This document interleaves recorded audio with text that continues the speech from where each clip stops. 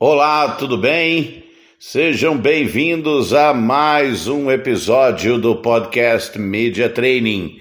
Sou Arquimedes de Castro, seu anfitrião. E hoje exploraremos a arte da oratória política. Vamos descobrir como os grandes oradores políticos da história inspiraram gerações e influenciaram a política contemporânea. Começamos nossa jornada com o icônico Winston Churchill.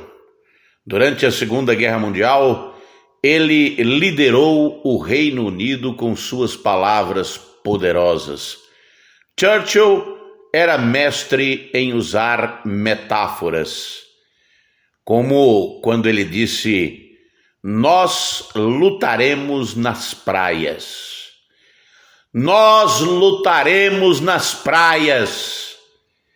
Ele usou a linguagem para criar determinação e unir o país contra a ameaça nazista. O primeiro-ministro do Reino Unido foi a peça fundamental para a vitória da democracia, dos direitos humanos, contra o nazifascismo que tomou conta da Europa.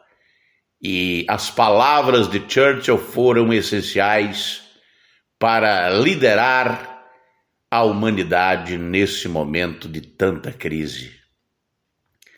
E você ainda pergunta qual é a importância de falar em público e por que a oratória é importante, por que a dialética é essencial para os líderes políticos?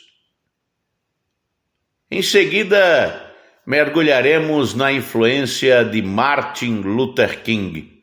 Martin Luther King Jr.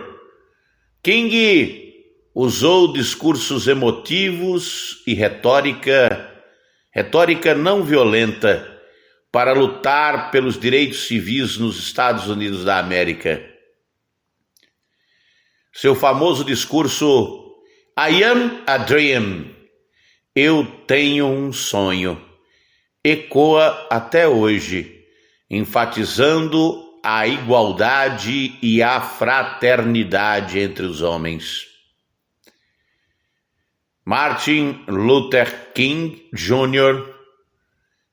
se tornou um líder, não porque dizia aquilo que pensava.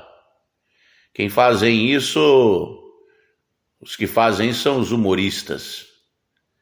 Luther King traduziu o pensamento do seu tempo em palavras e em discursos emocionantes. Passando para Franklin Roosevelt, ele usou o rádio como sua plataforma. Ex-presidente dos Estados Unidos, suas conversas ao pé da lareira eram momentos de conexão pessoal com o público durante a Grande Depressão norte-americana. Ele transmitia confiança e esperança em tempos difíceis. Você é capaz de fazer isso? De transmitir às pessoas confiança e esperança através das suas mensagens, quando as coisas não estão indo tão bem, nos tempos difíceis, para que elas possam ver em você a tábua de salvação? Nelson Mandela nos ensinou a arte da reconciliação. Após o apartheid na África do Sul, Mandela uniu um país dividido.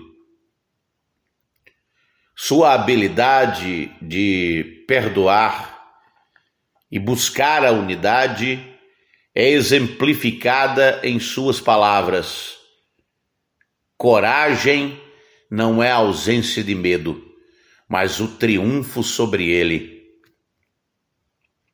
Eu vou repetir para você degustar as palavras de Nelson Mandela. num discurso, imagine isso num discurso. Coragem não é a ausência de medo, mas o triunfo sobre ele. Finalmente, Abraham Lincoln, com seu discurso de Gettysburg, o ex-presidente norte-americano, grande líder, demonstrou como a lógica e a emoção podem ser combinadas. Ele disse: o governo do povo, pelo povo, para o povo, não perecerá da terra. Bonita frase, né? Você gostou? Eu vou repetir para você degustar. Olha que frase.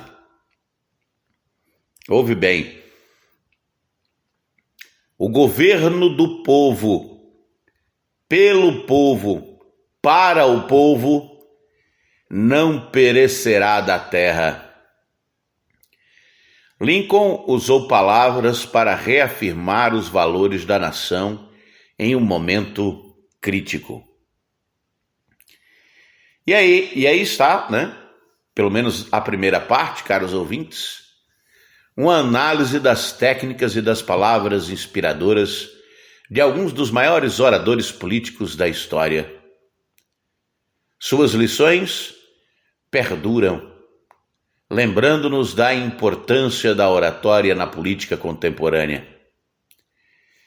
E aqui eu vou repassar com vocês, porque eu imagino que você faça discursos. Se você trabalha com política, provavelmente você já fez algum discurso. E eu vou logo dizendo, se você fez um discurso para o público e depois desse discurso não se sentiu cansado, não se sentiu emocionalmente exausto, você não está fazendo a coisa direito. Porque não se trata apenas de falar ali algumas coisas, de dizer palavras ao vento. Não. Se trata de persuadir, se trata de convencer, se trata de emocionar verdadeiramente os seus eleitores. E é óbvio que para criar uma emoção verdadeira, você também não pode estar fingindo. É preciso que você também sinta suas palavras. E o Winston Churchill, meus amigos e minhas amigas, ele era conhecido por seu discurso vigoroso durante a Segunda Guerra Mundial. Suas técnicas incluíam o uso de metáforas e linguagem cativante para inspirar a resistência britânica. Você sabe usar metáforas? Você sabe o que significa uma metáfora? A metáfora é um jeito de explicar as coisas comparando-as com outras que são, digamos assim, muito conhecidas da população ou do público com quem você está falando. Imagine que você está falando para agricultores, trabalhadores rurais, e você vai explicar para eles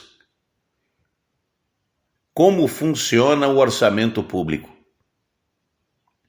Repare que para uma pessoa desapetrechada para pensar com as informações da contabilidade pública, a complexidade burocrática, o orçamento público é um tema chatíssimo, porque o indivíduo nem consegue entender essa história de cofres públicos.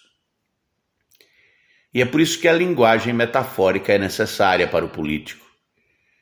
Porque você pode explicar o orçamento público para um agricultor, metaforicamente comparando o orçamento público com o orçamento que ele faz para investir numa plantação e numa lavoura e a expectativa que existe de colheita.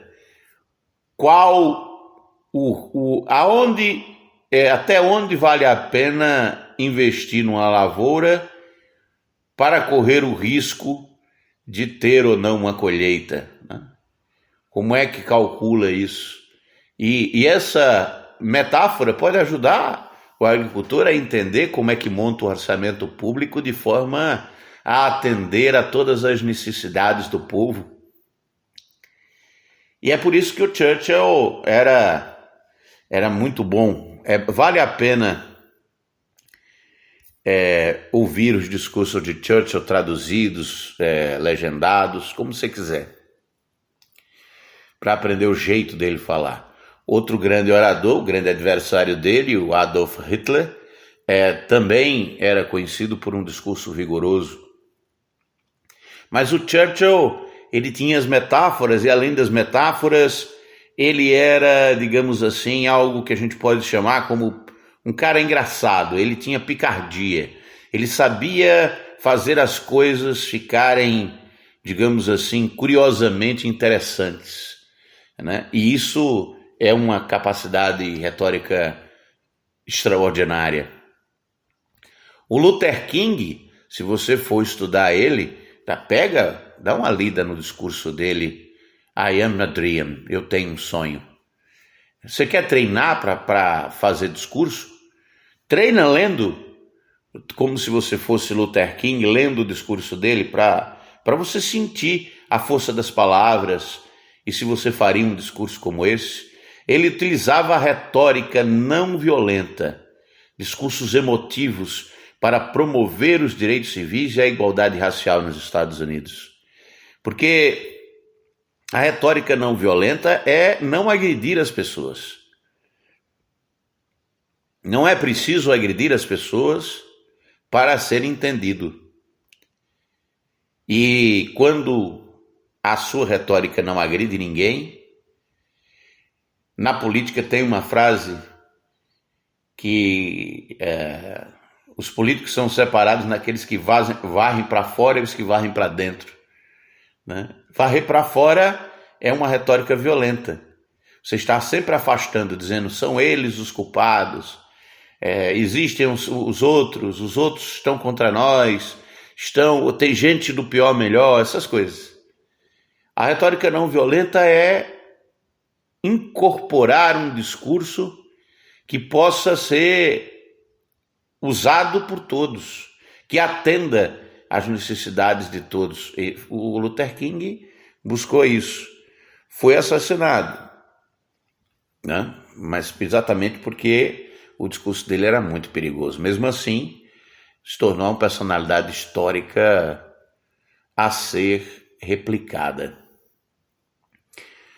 O ex-presidente dos Estados Unidos, o Franklin Roosevelt, usou os incêndios da conversa por meio de seus famosos diálogos ao pé da lareira no rádio para criar uma conexão pessoal com o público durante a Grande Depressão. As pessoas precisam de companhia e o rádio é a melhor companhia. Você já pensou em fazer um programa de rádio? Não é para apresentar soluções extraordinárias, não. É só para ouvir as pessoas, fazer companhia a elas e se tornar um bom ouvinte das angústias e das dores da sua comunidade. Isso pode ser o primeiro passo para você se tornar um representante da sua cidade, como vereador, como prefeito, quem sabe. Se precisar de ajuda sobre retórica e oratória, inscreva-se no programa Político Digital de Sucesso. As inscrições ainda estão abertas, mas as vagas são limitadas, então mande o seu WhatsApp para mim. Um grande abraço e até a próxima.